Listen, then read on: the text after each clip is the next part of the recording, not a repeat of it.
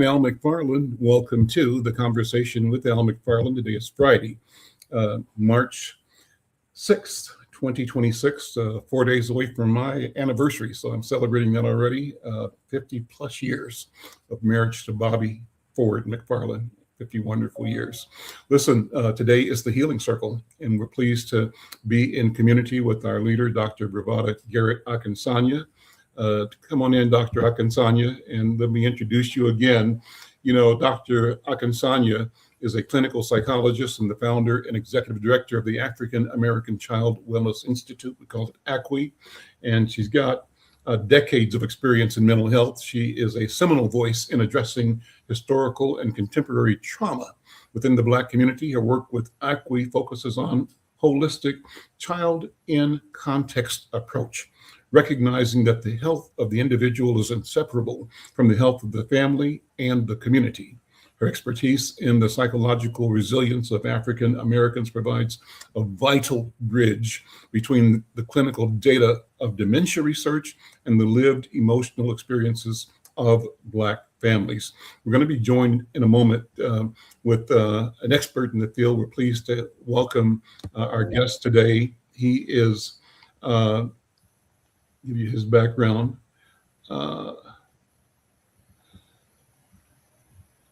Dr. Roland J. Thorpe Jr. He's a social epidemiologist and gerontologist at the Johns Hopkins Bloomberg School of Public Health. He serves as a founding director of programs of men's health research. He's a leading expert on how social determinants impact the health of Black men across their lives. We begin, as always, with a centering process. Dr. B, let me pass the talking stick to you to have you get us going. I see Dr. Linder is joining as well, and we'll introduce him in a minute as well. Dr. B, here's the talking stick. Thank you, Bye-bye, Al, and welcome to the Healing Circle. This is a really, really powerful opportunity to talk about Black men and Black men's health, and just celebrating the fact that we are learning and growing and supporting each other. We have this very special ritual that we do on Fridays at the Healing Circle. We have an African circle. Although it is virtual, we imagine ourselves in a circle in a space and time. And in this space and in this circle, I'm going to ask you to do a couple of things just to center so you'll be part of this conversation. And again, like Baba Al was saying, we welcome any guests or any comments that people may share from the audience. And this is a very, very extremely needed topic. So today, I just ask you to inhale deeply, exhale, maybe do that again. Looking to your right, noticing your safety. Now look to your left, noticing your safety. You may even want to look behind yourself to see and assure that you feel safe and centered in this space. I want you to notice the chair that's holding you, your feet on the floor, and your body properly supported.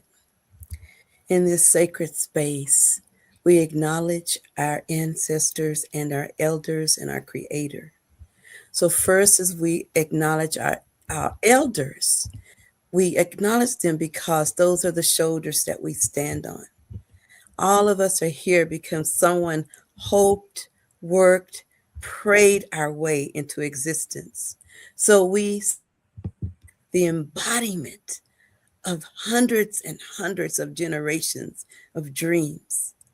So as we sit here and acknowledge our elders, we also want to acknowledge our ancestors. For those are the shoulders that our ancestors stood on. And as we acknowledge our ancestors, we must do that as they are closest to the Creator. In this sacred space of this circle, there is no top or no bottom, no beginning, no end, and everyone in it has equal access to the space of power, to have voice, to the center of the circle. In the circle, because African people are an orderly people, we use a virtual talking stick. It is a virtual talking stick because we're not in the same room, but we imagine passing it from one to the other. And if you feel like the spirit moves and you need that stick, speak up and it shall be given to you. So whether you're in turn or out of turn, whatever you need to be part of this conversation of healing, we welcome you today. And with that, we say Ashe and Oshe Ashe, to Ashe, our creator and to each other. And I Ashe. pass the stick back to Baba Al. Thank you, Thank Baba you, Al. Dr. Thank you, Dr. B. And let me acknowledge we've also been joined by Dr. Harvey Linder, who's a distinguished clinical psychologist with over 3 decades of experience in the mental health sector, particularly here in Twin Cities. He's currently the clinical director of Metro Social Services, and he serves as the board chair at the Cultural Wellness Center. His professional background is marked by a deep commitment to multicultural mental health and community service. Dr. Harvey Linder, so good to see you, my friend. Thank you for being here as well. Let me bring up Dr. Thorpe. Dr. Thorpe, thank you for being here. And I want to hand the talking stick to you first to set the stage for a conversation. What's top of mind with you as we in community consider the experience, the trauma, and the healing around dementia, specifically Black men's health generally? Dr. Thorpe.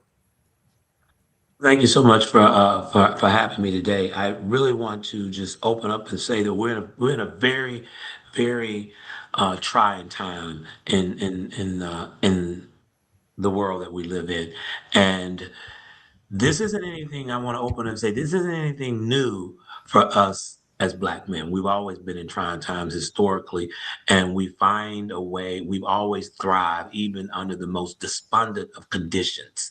And that's one of the most marvelous things I think about Black men. And while the health profile of Black men is one of the worst health profiles when you think about race and sex groups, only next to Native Americans, we have the next worst health profile. But while that may be the case, I also like to say that we find a way to thrive under those conditions, under the social and structural barriers that have always put in front of us. We find ways to overcome. And I want to say that when we're particularly talking about dementia, I want to first open and say dementia is an umbrella term for a number of different cognitive and neurodegenerative disorders. The one thing I like to say that as it relates to dementia and particularly Alzheimer's disease is that, Blacks are roughly 2 times more likely to have dementia than whites. And the peculiar part about this, Al, is that when we think about that, the next real question should be, well, what is the stat on Black men? And we really don't know. And we don't know the stat on Black men because it's so small numbers of Black men being studied around dementia. And we know dementia doesn't just happen in a vacuum, right? Dementia is related to brain health, is related to heart health. So, I wanted to put that forward so people listening will understand it's not enough for us just to say, we're treating dementia, we're treating the whole body, we're treating hypertension, we're treating these vascular risk factors, diabetes, obesity, strokes. Those vascular risk factors lead toward increasing our risk as Black men of dementia. And so I'll just stop there with the opening comments and see what questions that you may have. Al. Let me thank you, Doctor. Let me just throw a couple of out, and you can respond as you wish. And all of my colleagues are welcome to jump in and take the talking stick as well. But I'm interested in you sitting with the question, exploring more the structural stressors that impact brain health and heart health. You mentioned hypertension, diabetes, and brain health. Those, what are they? And then how does, for the individual, knowing your numbers help you navigate your future and the potential impact of things like dementia? Is there a brain healthy set of habits that we can be taught, that we can learn? Are there culturally relevant dietary changes, for example, or directions regarding physical activity? And then for families, what kinds of things like routines can help families deal with the impact of a person experiencing dementia? I'll stop there. Why don't you respond to that? And then let me ask the other colleagues here to weigh in and either raise questions or respond as well. So thank you for the question. So I first want to start and say that knowing your numbers. I want to start with knowing your numbers. Knowing your numbers is very important. As you know, in order to know your numbers, we got to get the men to the doctor. That's one of the biggest things that we run into is getting men to the doctor. Men, I just want to say this to all of you. Please go to the doctor. When you go to the doctor, you want to get tests run so you'll have an idea of what your numbers are. So what the test can be. So you want to think about getting your blood pressure. You want to think about having your A1C check. You want to think about having your cholesterol check, your total cholesterol, your HDL, your LDL, your triglycerides. You want to have those types of things checked because those things are directly linked to those vascular risk factors that were mentioned earlier, the hypertension, the diabetes, the obesity. You want to be able to control some of those. And so many of those can be controlled with lifestyle factors. You mentioned physical activity, increasing your physical activity. So let me just be clear. I don't want anyone to leave thinking that I want you to go out and run marathons. Simply moving and simply starting to move and increasing your movement on a regular basis and doing this safely is really important. And the other piece I want to get to, and I really hope I want to explore this, is what we eat. So I'm from Macon, Georgia, country town, Macon, Georgia, right? And so we know what we eat on Sunday after church, it's probably not good for us to eat all the time.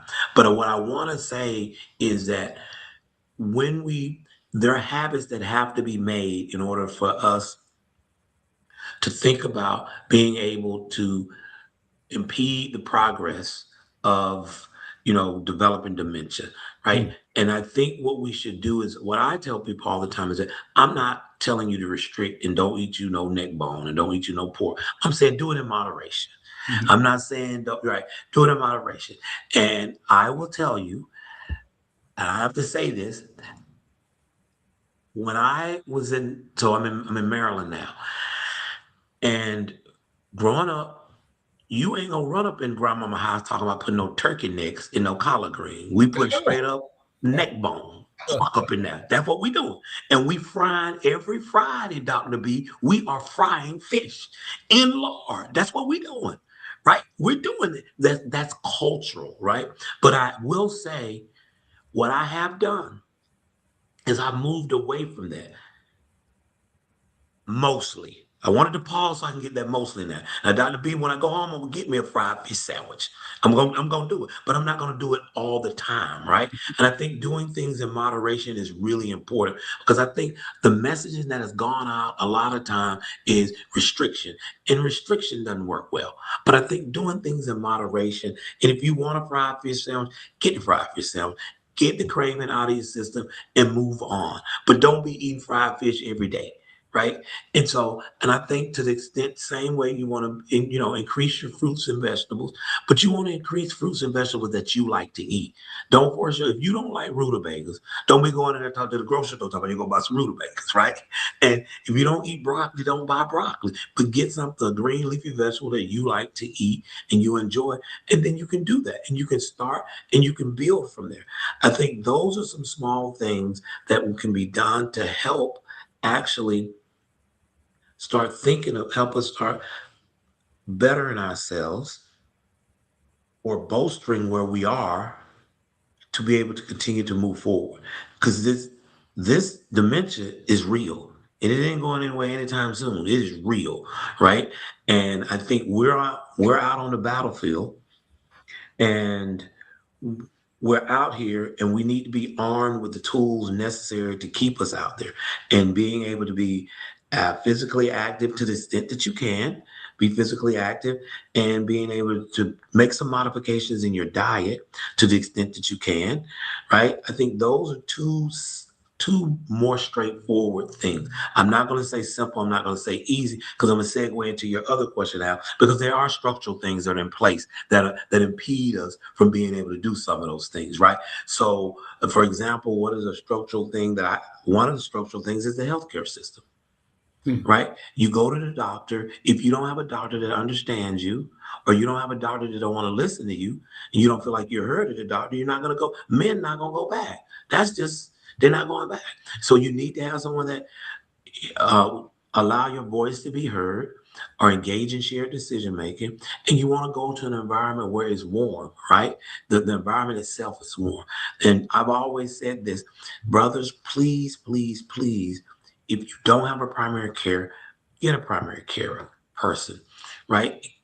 Get someone that you can trust and build trust, right? And I think that's really important to do that, because otherwise, if you don't have it, I typically say this most of the time. This is most, not all the time. Most of the time, I say men in general, we believe a lot in health repair, not health maintenance. So what I mean by that, some of us first time showing up in the healthcare system is through the ER. Right? And you're showing up in the ER, and when you show up and you don't have these regular checkups, the things that you could catch and have more treatment options, they're reduced. Prostate cancer is a perfect example, right? Prostate cancer is starting to be linked to dementia as well. It's a perfect example. Black men typically have, we have later diagnosis, and with later diagnosis, you have fewer treatment options, and then your prognosis is much poorer than if you go early on, right? I think those are some things that we need to think about, and we can improve upon just by doing small things. And one of the other things I would say, to the extent that you can, have an accountability partner, right? Find you an accountability partner, and then be able to have the conversations. I can't tell you how many times we talk. If those who still go to the barbershop, we talk about everything except health in the barbershop. I'm talking about everything else under the sun, right? And I think the more we can socialize and normalize going to the doctor and having a primary care physician, a primary care health professional, I think it'd be really important, and have a system. When I say system, I mean a healthcare system that is welcoming and warming to Black men. I'm Al McFarland. This is The Conversation with Al McFarland. That is the voice of our guest today, with important information, Dr. Roland J. Thorpe Jr., who's done research that highlights that Black men have the lowest life expectancy of any group in the U.S. and roughly are twice as likely to develop Alzheimer's or related dementia compared to white men.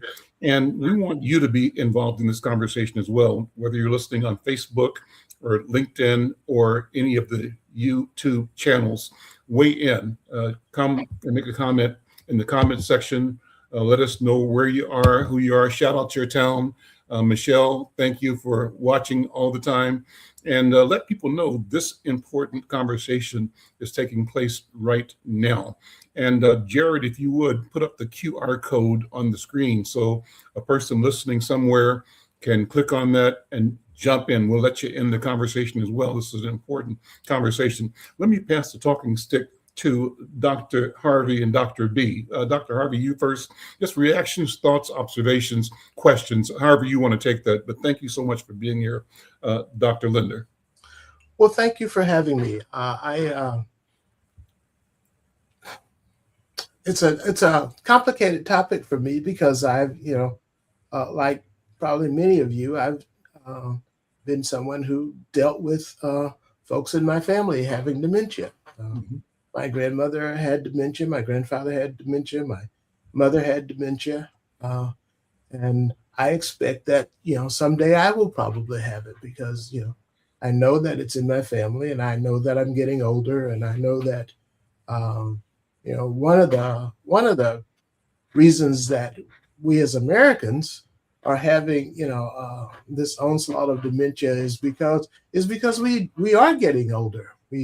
We live a lot longer than our ancestors lived, and so that's one of the risk factors. And I think that our our guest has already pointed out, many of the things that we could be doing to reduce those risks as we get older. And I really don't have a lot to add to those things. Or My questions. Yeah. experience would be, my experience would be to talk with our guests, our callers about how you live with dementia and how you live with family members who have dementia and how you could support them as they grow older. Dr. B, would you jump in here? Yes, I would like to jump in because I'm just having all kinds of reactions to it because my mother had dementia. And interestingly, my father, who was born in 1898, he had arteriosclerosis and he's had memory issues. But my great grandmother and my grandmother, they had diabetes, but I never saw them get to the point that they didn't recognize people or that they showed signs of dementia. They had other signs of problems, of course, with blood sugar issues. And when I heard Dr. Rowland talking a moment ago about all of these disorders, heart problems, high blood pressure, I thought about what we psychologists refer as the allostatic load, which is what people say the straw that breaks the camel's back. Is just so much stress that a person can hold on to. And being the stress of being Black in an America that's beginning to look less friendly, it was already some problems, but now it's getting really ugly. That I think that increases our blood pressure and our sense of stress. And I also know, I'm trying to get my husband to join the show because he knows that when he went to get an assessment, they told him that the doctor that he was going to see was going to be available in 5 months.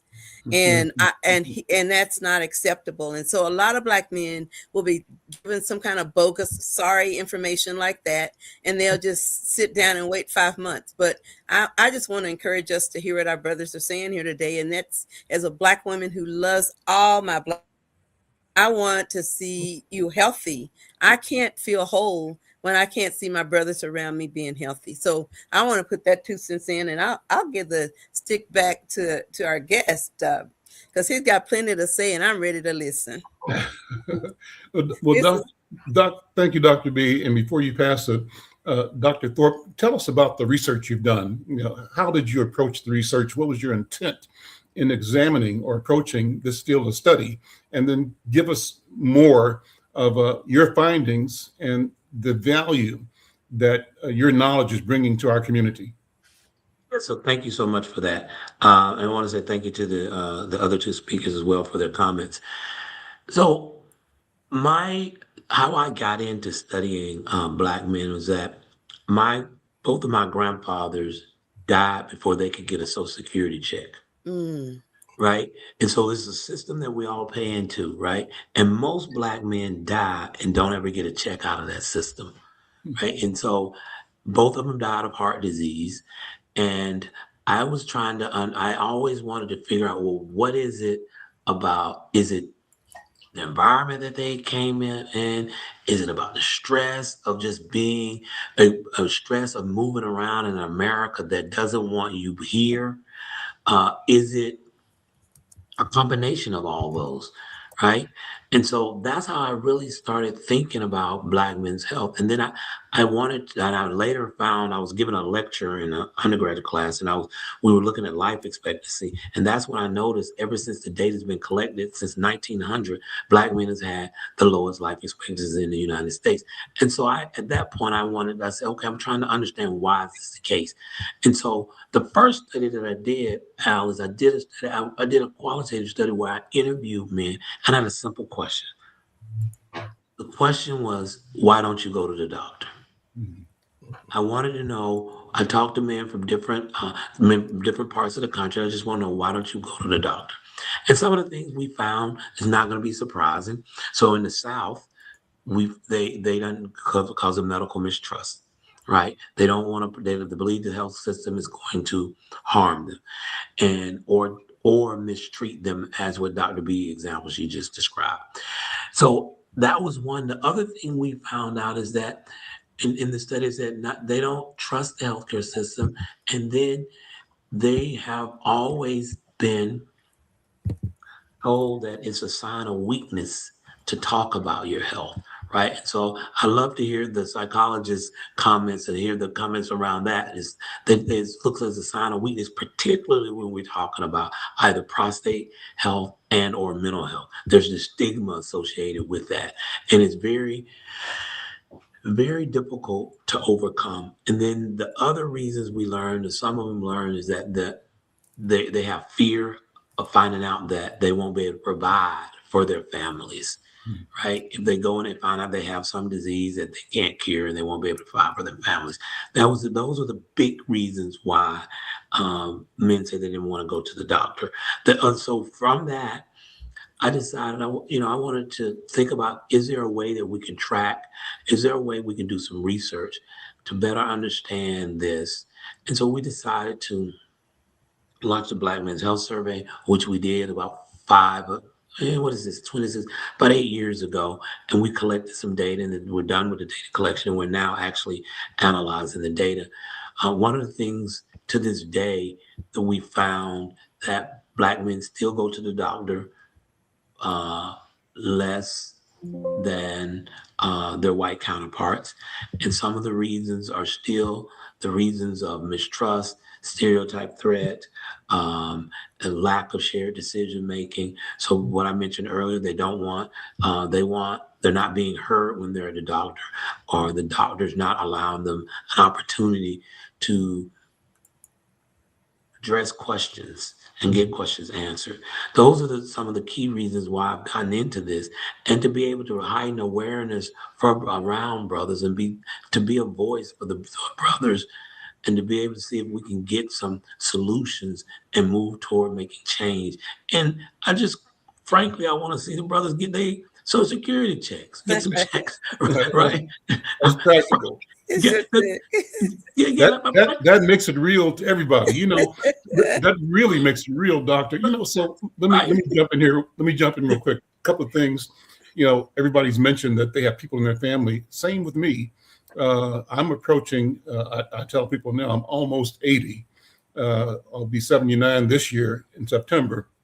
But I like saying I'm almost 80 because that's status for me, because I feel good and I know I look good for an 80-year-old. So I'm great. But I have the same story where my grandmother and aunties and cousin who was in my mind a fit lawyer, ex-military man, all of them experienced dementia.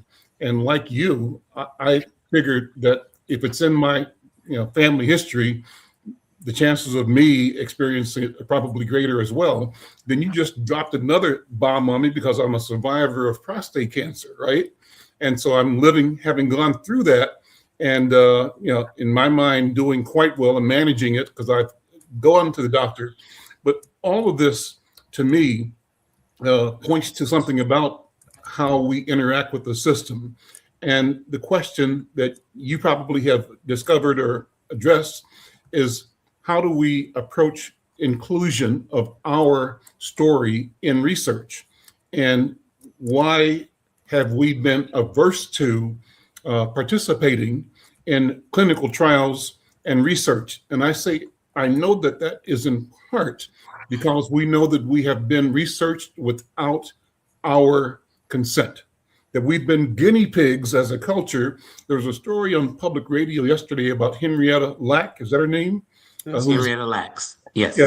And apparently the courts have finally decided to pay her successors for the theft of her DNA. Yes. Right. That's a landmark case. But the Tuskegee story, all of those have us being distrustful of research. And the answer, to me, it seems, is Roland J. Thorpe, a researcher. When we do the research, are we in a position then to create data-driven decision-making that comes out of our cultural priority, our aspirations and that honors our history. What do you think?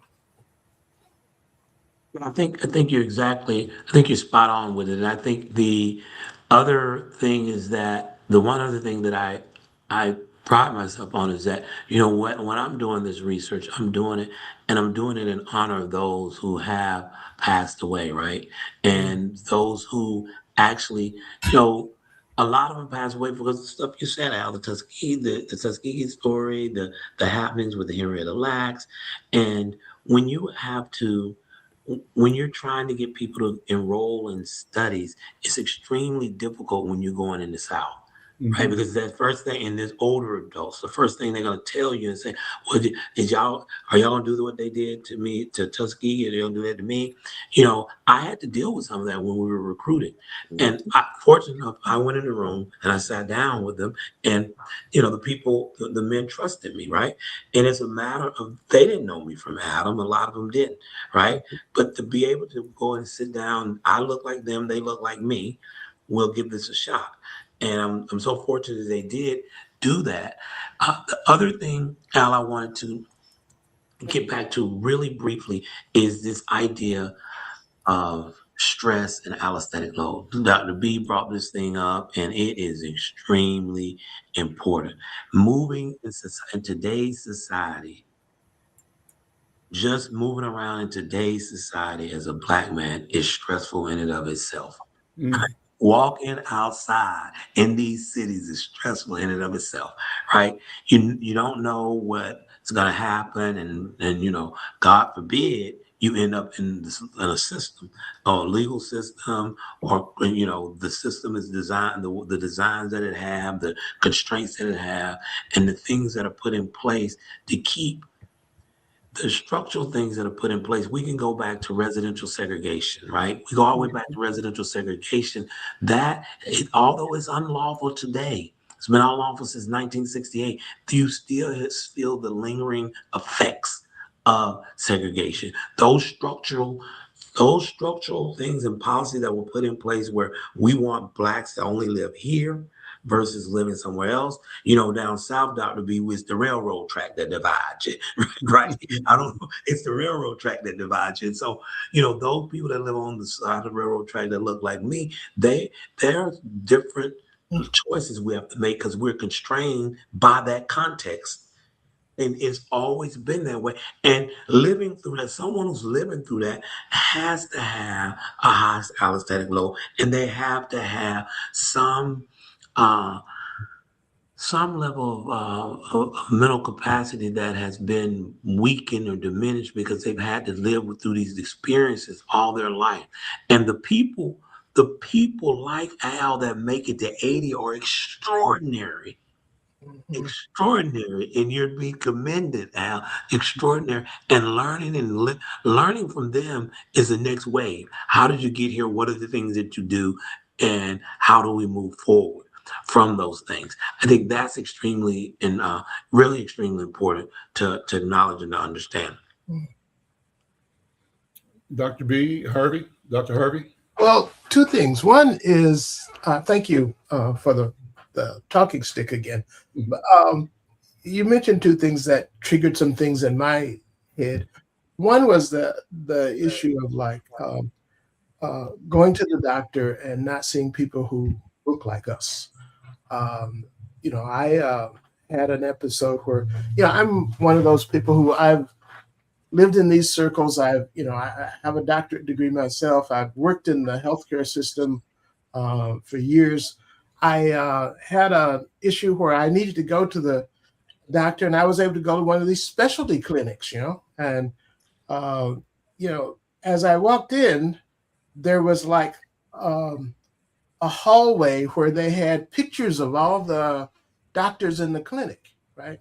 Mm-hmm. And as I walked down that hallway, something struck me.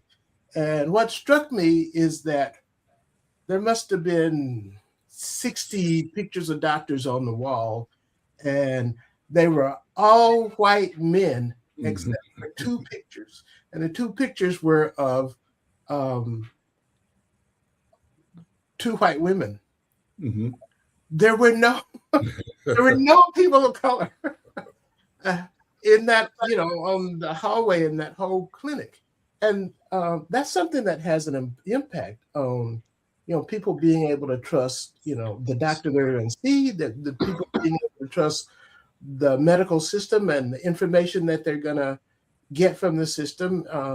It's a huge turnoff, even for someone who's trained in the field like I was. So that was one thing. The, the other thing is that those of us who get trained and go through that field, a lot of times, what we turn into are basically a clone of the folks who are already in the field. I know when I was studying in the field of psychology, and I expressed a desire to study things that were happening in the Black community, that kind of as kind of a field of specialization. I was discouraged from doing that. I was discouraged from trying to focusing on that Black stuff to do something that was more professional. And so you have that kind of double-edged sword that is, keeping people from developing a trust relationship with their physician or with their psychologist. And that's a barrier to people getting the help that they need to get, developing the relationship that they should have with their healthcare professional, and being able to follow those kinds of, directions and changes to their lifestyle. They don't trust doctors, for good reason. They don't see themselves in being reflected in the people who are doing the care.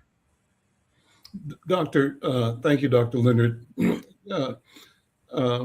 Dr. Thorpe, explain, if you would, it's called NAPA, I think, the National Alzheimer's Project Act. It's a federal plan that mandates the inclusion of high-risk racial groups in research and services. What is that, and does it work? And the second item is called Bold Infrastructure for Alzheimer's Act. And this is funds for state and local health departments to build public health response to dementia. Can you talk about either or both of those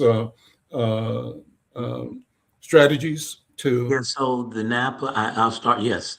I'll start with the NAPA. The NAPA is a piece of, like you said, a piece of legislation that requires, and while it does require to have high-risk groups in research, I still see Black men engaging in research at a slower rate and lower proportion than any other group. Right now, I have seen in research if you're funded with federal dollars and they monitor your recruitment accrual across whatever group. So you have to turn those in, and they are being monitored, right? And so when you're monitoring those things and you're not meeting your recruitment goals, they have you put together an action plan. So there is some monitoring there, Al. But I'd have to say this, Al, with regard to Black men being studied. Black men, if there's a study that's out there and you want to be in it and you're uncomfortable and you don't understand, there's an opportunity when they go through what they call the consent process, that you should be able to get all your questions answered. And if you don't feel comfortable, then walk away. Don't feel like you should be pressured to be in a research study. Because quite frankly, all these years y'all didn't want us in the study. Now all of a sudden, because it's mandated, you want to put us in there and go into something very similar to what Dr. Linder said, is that it's similar in the sense that you had also all those white doctors on the wall and not a Black doctor, and then you're going to worry about trust, right? And then you say, trust me when we do this. So the same thing with the study. If the study is, led by somebody that doesn't look like them, we tend to be more cautious. Mm-hmm. And I think the recruitment strategies are different for how you recruit Black women versus Black men versus different groups. And I just want to say this, and I have to be direct. everybody that's white can't recruit white people. Everybody that's black can't recruit black people, right? But we think when we're writing these grants we can, and those people who tend to know how to write grants get these federal dollars, and then they don't know how to engage different groups, and then thereby they give up and don't even try. Right. So the groups that we had, oh, I'm not going to recruit the brothers because they're hard to recruit. We're not hard to recruit. It's just that there are barriers that you have to understand. We want to know what you're going to do. We want to know how you're going to do it, when you're going to do it. And if you don't have the time to answer those questions up front, go back to like what Dr. Linda said, then there's a big trust issue. Right. So I think it's being able to open up and be able to talk to people. Now, the bold infrastructure grant, I thought that money was a great opportunity to provide some infrastructure in place. I know some colleagues that had those grants, and the work that they did was, I thought, was simply amazing. They had one in the University of Minnesota. The work they were doing over there, simply amazing. Being able to bring awareness through the health departments to create an infrastructure in place around dementia. I think whoever came up with that idea was simply a brainchild. Now, where I think it could be bolstered is when we're thinking about working with state and local health departments. Those municipalities need to put up some money as well, and not necessarily count only on the bold infrastructure funds, because at some point they're going to run out. And what is the sustainability plan? That's the thing that I'm concerned about. So we got this good thing going, and it may be going for 5 or 10 years. At the end of that, well, it takes us about 5. Dr. Linda, would you agree? It takes us as the brothers about 5 years, but as professionals, to get the trust going. And then once we get the trust going, the money's gone, and now we've worked hard and we have to stop. And I think there's sustainability plans that can be put in place at the local areas. Now, Al, how you get those sustainability plans in place? You got to go to a different area. You got to go to politics, because that's how policy is made, is through politics, right? Right. You want to, at the grassroots level, get people in place who can make decisions where resources can be allocated at the local level. And moving things at the national level by itself isn't going to go anywhere, particularly not where we are today. But if we're thinking about how do you do grassroots, how do you make a movement to improve dementia awareness? The Alzheimer's Association is doing a phenomenal job. They have resources, they have chapters around the country, and they're doing a good job there. I think we need to think about how can we build sustainable local infrastructure in place, because I think we're better off building those local infrastructure in place, because context is different. Black man context in LA is slightly different than the black man context that's in Milwaukee. Mm-hmm. But their lived experiences will be different, but the stressors might be slightly different. Mm-hmm. Let me jump in right quick. I'm having church over here.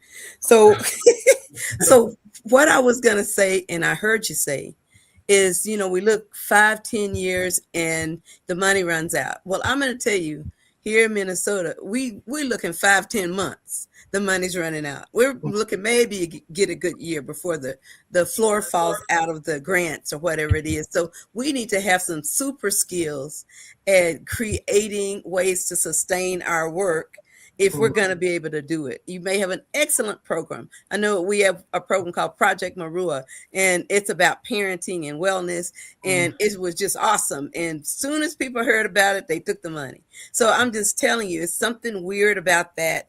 And somehow that internal need for us as Black people to create our own, I think we need to grow in that direction, where we're supporting each other, where we're doing more things together as community members and co-sisters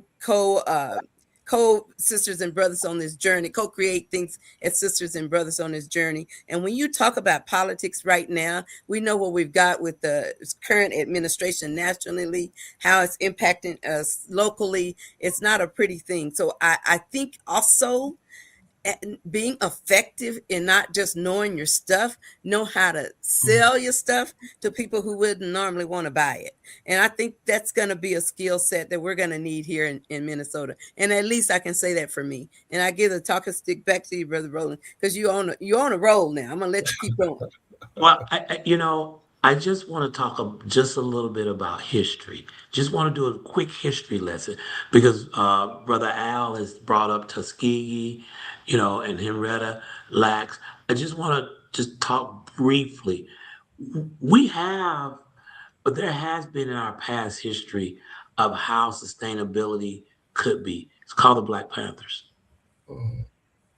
Right, Dr. B, right? Because they put together social programs, right, in Oakland, right? I just was out there a couple in early February, and I had the opportunity to meet a former Panther, and I learned so much, right? But they put together these social programs and they sustain things locally.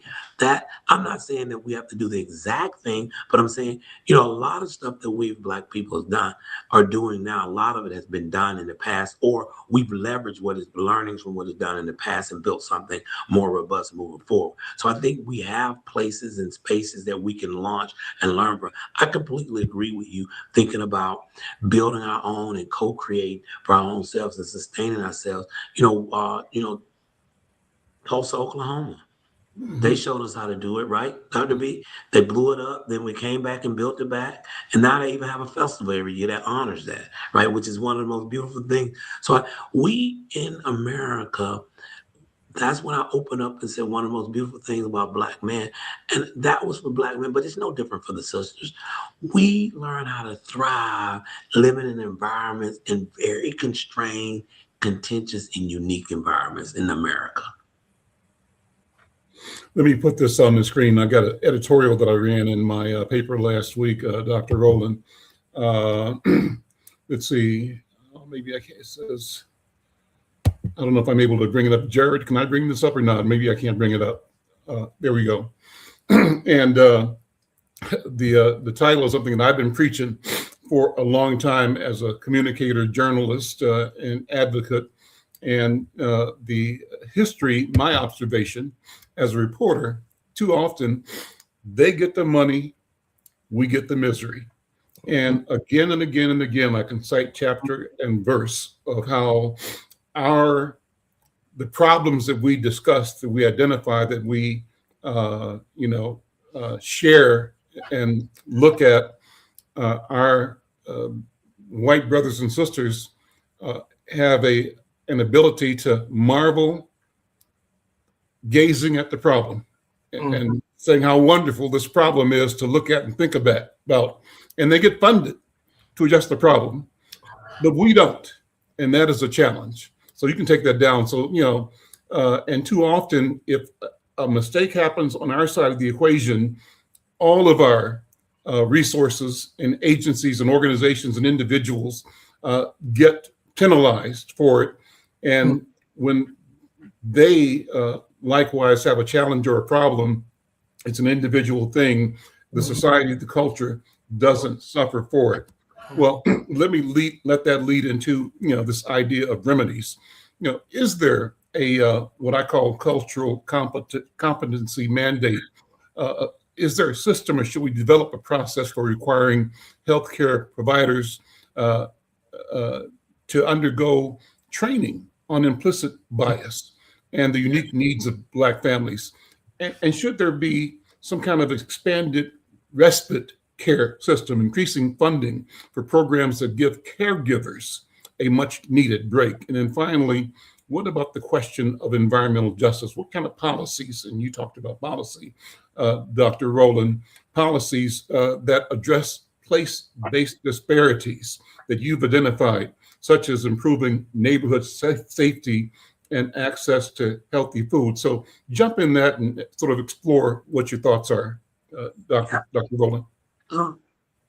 I think that you're absolutely right on all those fronts. I think what we, particularly with the place-based disparities, I think we have sufficient evidence in some areas where sufficient evidence where we can start to think about policies and creating policies that can improve the health and well-being of the people who live in those despondent conditions.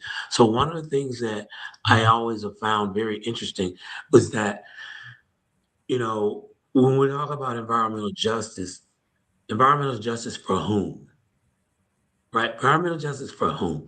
Right? Mhm. You didn't have a problem when the super bomb was near on our side of the railroad track, right? You didn't have a problem, right? Now it becomes a problem, right? Because, you know, and now we need to move things forward. A lot of things I think that occur that we're seeing now, particularly getting the money and how the money is being used, is that we have people that are getting grants and getting federal dollars, not necessarily getting federal dollars, contracts as well, getting federal dollars. And you're right, there should be some training. And I know in some medical school curriculum they have some training around cultural competency, social determinants of health, and those things. I think that's extremely important, and I applaud those schools that have those learnings available to our upcoming physicians. But I don't think that's the problem. The problem is the people who are already in and have, and have their views. I'm thinking that the system, the country, we're getting old. As a country, we're getting older, and not only are we getting older, people are living longer, and we're becoming more racial and ethnically diverse. Mhm. And so, as a result of that, our health status of the nation is going to be that of people of color. Mhm. And if we don't have things in place to address the health needs, we are really going to be in trouble. And I think we need to think about that. And how do we do that? Just like you said, some cultural competency training, some implicit bias of those people who are already in the positions. Because I think that the curriculum, many of the curriculums in healthcare professions, that many of them thinking about social determinants of health, there's an opportunity for the learning to be had there. I think for me, it's the people that are already in the field. And are they willing to be able to make that, have the nimbleness to be able to appreciate what's coming down. I'd like to spend the last few minutes of this program sort of looking at where we are and putting this conversation into the stress that we're experiencing in the country and in the world right now.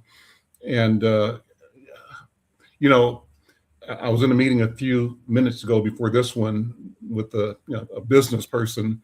And just in the course of that conversation, we said, well, we, it makes sense now, this is kind of extreme, but to go out your back door in the evening and look in the sky. Because we're watching TV and we see people in Tehran having to look in the sky because missiles are raining down on them. And in response, missiles are raining down on other population centers in that area. And because our country's involved in that, it's not inconceivable that at some point in time, missiles could be raining down on me in my neighborhood in North Minneapolis. And if not that, it could be a situation where I'm walking out of my house, going to the park, and some cats drive up in a series of white vans, and they question, do I look Somali or do I look Liberian? And they got a quota, right? And because that exists, it's possible that I could be stopped. You mentioned this, Dr. Rowland, that, just walking can be a challenge. So how do we deal with the stress of the moment? And what recommendations do you, the experts, have for us to navigate and to, as you said, still find a way to be led by our internal joy and our expectation that things are going to get better, that we can get through this? What do you think? Let me start with Dr. Harvey. Maybe you think about it first, and we'll pass it around. Well, I think you're right. I think that, but one of the things we have to learn how to do is we have to learn how to bring back some of the past knowledge, past cultural knowledge that we've had, Mhm. and, and learn how to put it into place today. I mean, there's an old African saying that, well, I don't know if it's an African saying, but it's part of our wisdom tradition right now, and that is that the master's tools will not tear down the master's house.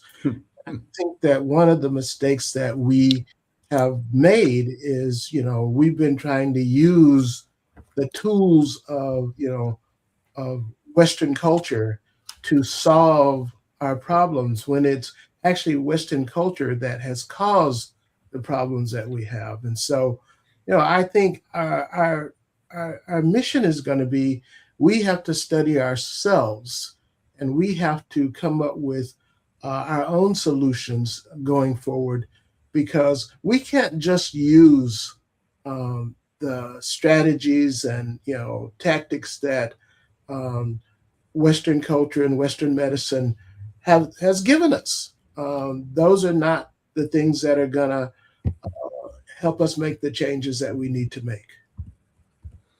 Dr. Rowland? Completely agree with Dr. Linda. The only other thing I think that we need to be reminded of is a lot of the things that we're enduring now are repeats of what happened in history before, and we've seen these. I remain hopeful that we'll be able to thrive one day, that we'll be able to thrive and not have to deal with some of these social issues that we're enduring now. But I think the biggest thing I would say is to be able to thrive is to be able to check on one another and be able to have that open and honest conversation with you. Hey man, how are you doing? And don't worry about the stigma. If you're not feeling good, it's okay that you're not feeling good, and seek the treatment that you need in a timely manner. Well, listen, what a wonderful conversation. And as you were talking, Dr. Linder, you mentioned the master's tools. There's a book out that I want to recommend to everybody. We're trying to find the cover as we speak, but it's by one of my favorite people. I've never met him except for on the radio, a brother named Clay Cane. And he is on a program on, I think, Urban View. It's called, on Sirius Channel 126. Great programming from our cultural point of view all day. His show talks about what we're talking about and other issues of current. But he has a book just published, and I think it's a bestseller. And the book is called Burn Down Master's House. And it addresses the question that you raised, Dr. Linder. What tools do we need to move us towards liberation? And how do we avoid getting stuck into the silos, the traps that offer no way out? We have to be creative, and we can create tools that will allow us to build something different, something new. That is it. Clay Cane, Burn Down Master's House. Check it out. Listen, we're out of time, but I want to thank you, Dr. Thorpe, so much for this opportunity to share. Thank you, Dr. Linder. Dr. B had to leave. Thank you to our listeners. Thank you to Linda Bryant for curating the show. And we will see you next time. Thank you. Bye. Bye-bye.